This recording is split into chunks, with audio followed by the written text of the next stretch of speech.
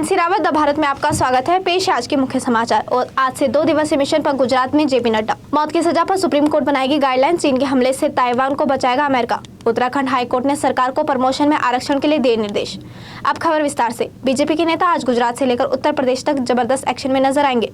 BJP के राष्ट्रीय अध्यक्ष जेपी नड्डा आज और कल 2 दिवसीय प्रवास पर गुजरात में रहेंगे, जहां वे कई सार्वजनिक संगठनात्मक बैठकों में भाग लेंगे। आज सुबह 9 बजे गांधीनगर स्थित नभोई के पटेल फार्म में भारतीय जनता पार्टी किसान मोर्चा के तत्वाधान में आयोजित नमो किसान पंचायत ई बाइक कार्यक्रम को लॉन्च करेंगे। दूसरी तरफ सुप्रीम कोर्ट ने मौत की सजा सुनाने के लिए गाइडलाइन बनाने के मामले में 5 जजों के बेंच के पास सौंप दी है। कोर्ट ने कहा कि किन परिस्थितियों में कब मृत्युदंड कम करने पर विचार किया जा सकता है। इस मामले पर अब 5 जजों की बेंच फैसला करेगी। कोर्ट ने कहा कि यह आदेश अलग अलग फैसलों के बीच मतभेद और दृष्टिकोण के कारण जरूरी है। ऐसे सभी मामलों में जहां मौत की सजा एक विकल्प है, कम करने वाली परिस्थितियों को रिकॉर्ड में रखना जरूरी है। मुख्य न्यायाधीश यूयू ललित और जस्टिस एस रविंद्र भट्ट और जस्टिस सुधांशु धूलिया की पीठ ने इस मुद्दे पर सुप्रीम कोर्ट की विभिन्न पीठों द्वारा पारित विभिन्न फैसलों का हवाला दिया। दूसरी तरफ कांग्रेस अध्यक्ष पद को लेकर अभी तक सस्पेंस बरकरार है। कांग्रेस पार्टी अध्यक्ष पद के लिए राजस्थान के मुख्यमंत्री अशोक गहलोत की चर्चा तेज है और उनके चुनाव लड़ने की पूरी संभावना जताई जा रही है। सूत्रों का कहना है कि राहुल गांधी पार्टी के शीर्ष पद के लिए उनकी पहली पसंद है। बताया जा रहा है कि राजस्थान के मुख्यमंत्री अशोक गहलोत खुद के नामांकन की बजाय राहुल गांधी को चुनाव लड़ने के लिए मना रहे हैं। खबरों में आगे बढ़ते बात करते हैं अंतर्राष्ट्रीय खबरों के। अमेरिका के राष्ट्रपति जो बाइडेन ने कहा कि अगर चीन ताइवान पर हमला करता है तो अमेरिका की सेना ताइवान की रक्षा करेगी। बाइडेन ने यह बात एक इंटरव्यू में कहा, जिसके बाद से चीन और अमेरिका के बीच फिर से तनाव बढ़ना शुरू हो गया है। उनके इस बयान से दोनों देशों के बीच के संबंध बिगड़ने तय हैं। रूस और यूक्रेन के युद्ध के सवाल पर बाइडेन ने कहा कि अमेरिकी सेना इसमें शामिल नहीं होगी।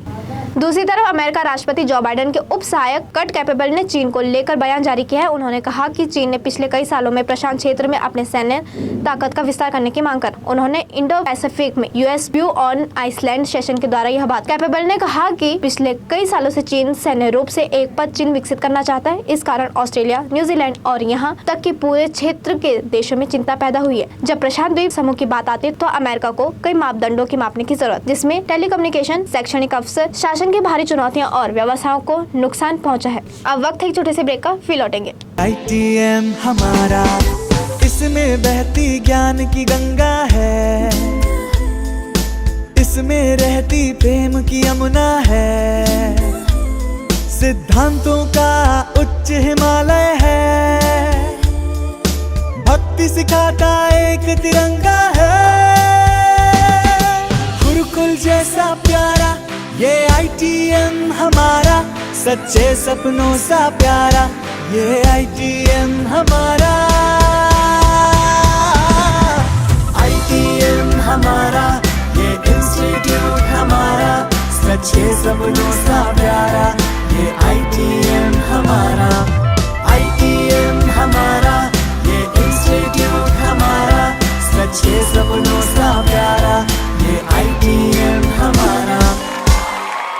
ब्रेक के बाद एक बार फिर से खबरों में आपका स्वागत है। महारानी ने अपने 21वें जन्मदिन पर राजकुमारी एलिजाबेथ के तौर पर ब्रिटेन को पहली बार संबोधित किया। उनकी ये स्पीच केपटाउन से रेडियो पर ब्रॉडकास्ट हुई थी। तब उन्होंने कहा, मैं इसका ऐलान करती हूँ कि मेरा जीवन छोटा हो या लंबा, हमेशा आपकी सेवा के लिए लगा रहेगा। ब्रिटेन की यही महारानी उम्र के 96 वसंत पार कर सोमवार को जॉर्ज छठे की स्मृति चैपल में सदा के लिए चिर निद्रा में लीन हो गई। ब्रिटेन का शाही परिवार ही नहीं बल्कि पूरी दुनिया में 25 साल में महारानी वंश सबसे लंबे समय तक राज करने वाली महारानी एलिजाबेथ द्वितीय को आखिरी विदाई देने के लिए उमड़ पड़ा था। दूसरी तरफ नैनीताल हाईकोर्ट ने राजकीय सेवा में प्रमोशन के आरक्षण के लिए कैडर वाइज रोस्टर बनाने के मामले में सरकार से 6 हफ्ते के भीतर जवाब मांगा है। मामले की अगली सुनवाई के लिए कोर्ट ने 23 फरवरी 2023 की तिथि नियत की है। याचिका में सुप्रीम कोर्ट के 28 जनवरी 2021 को जर्नैल सिंह बनाम लक्ष्मी नारायण के केस का हवाला देते हुए कहा गया है कि सर्वोच्च न्यायालय ने आदेश दिए थे कि राजकीय सेवा में राज्य सरकार प्रमोशन में आरक्षण के लिए कैडर वाइड रोस्टर तैयार करे। उत्तराखंड में इस आदेश का अभी तक पालन नहीं किया गया है। दूसरी तरफ केदारनाथ में इन दिनों उमड़ती भक्तों की भीड़ को देखते हुए मंदिर 14 से 15 घंटे तक खुल रहा है।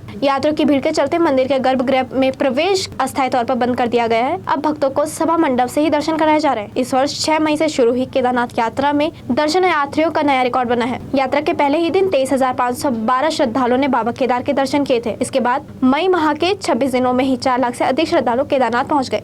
दूसरी तरफ हिंदी सिनेमा के दिग्गज फिल्म मेकर ने आर बाल्की की अगली फिल्म चुप द रिवेंज ऑफ आर्टिस्ट है। इस फिल्म में बॉलीवुड सुपरस्टार सनी देओल और एक्टर दुलकर सलमान अहम भूमिका में नजर आ रहे हैं। मंगलवार को दर्शकों के लिए फिल्म चुप की फ्री स्क्रीनिंग देश के 10 बड़े शहरों में रखी गई। रिलीज से पहले इस स्पेशल स्क्रीनिंग को लेकर डायरेक्टर आर बाल्की ने अब बड़ी बात कही। रिपोर्ट के मुताबिक चुप की इस खास स्क्रीनिंग को लेकर आर बाल्की ने कहा कि हम जब भी फिल्म बनाते हैं तो सोचते हैं कि यह फिल्म दर्शकों को कैसी लगेगी। इस विचार को जहन में रखते हुए मैंने इस बार फिल्म को सीधा दर्शकों को पहले दिखाने का फैसला किया है। उसके बाद यह फिल्म क्रिटिक्स को दिखाई जाएगी। दूसरी तरफ लखनऊ के इकाना स्टेडियम में खेले जाने वाले लीजेंड्स लीग क्रिकेट 2022 के तीसरे मैच में मणिपाल टाइगर्स ने पहले बल्लेबाजी करते हुए गुजरात जायंट्स को 121 रनों का लक्ष्य दिया। मणिपाल टाइगर की ओर से आज रविकांत शुक्ला ने सर्वाधिक 32 रनों की पारी खेली। वहीं जायंट्स की ओर से अशोक डिंडा ने सबसे अधिक 2 विकेट अपने नाम किए। टॉस हारकर पहले बल्लेबाजी करने उतरी मणिपाल टाइगर्स की शुरुआत अच्छी नहीं रही और टीम का पहला झटका 15 रन के स्कोर पर शिवकांत शुक्ला के द्वारा लगा। वहीं टीम के शुरुआती 3 विकेट 30 रन के भीतर गिर गए। शिवकांत के बाद मणिपाल टाइगर के दूसरे ओपनर स्वप्निल रन बनाकर आउट हो गए। मणिपाल को तीसरा झटका ततेंद्र तायबू के रूप में लगा।